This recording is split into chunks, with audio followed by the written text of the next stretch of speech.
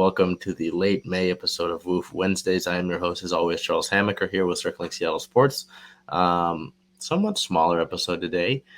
Just a teeny bit of football news. Softball, their season unfortunately ended, and some awards there. Baseball finishes the season, regular season hot. Some awards for them as well. But that's about it. So let's get right into it here with the football news and team-related news for the Husky football team. Washington gets the commitment of the top 2025 athlete, Lamason Waller. Waller is a athlete just kind of means that he plays all over the football field, both on the offensive and defensive sides of the ball.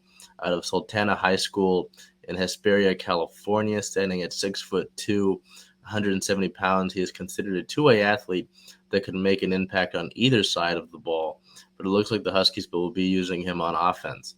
UW has, interestingly enough, only 4 commitments from the 2023 class and none in 2024.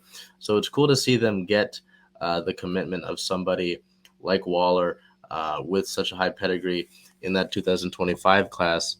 But also just interesting to note that there is nobody in that 2024 class at this current point in time, and not that many in the 2023 class on its own.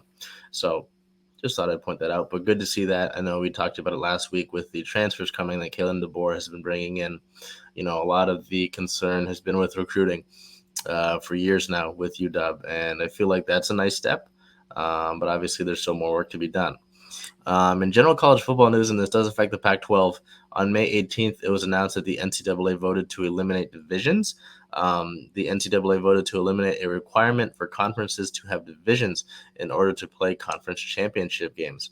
Now, with this being said, the Pac-12 is moving to a system where the top 2 teams in the entire conference will square off in the end of the year championship game to decide the winner of the Pac-12.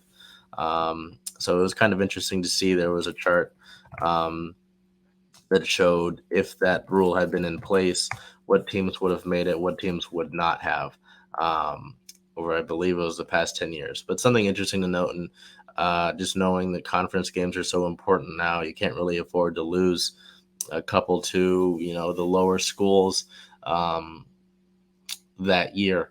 You really have to take care of the games in your conference. So, with that being said, that's all we've got for football. This has been the late May edition of WOOF Wednesdays.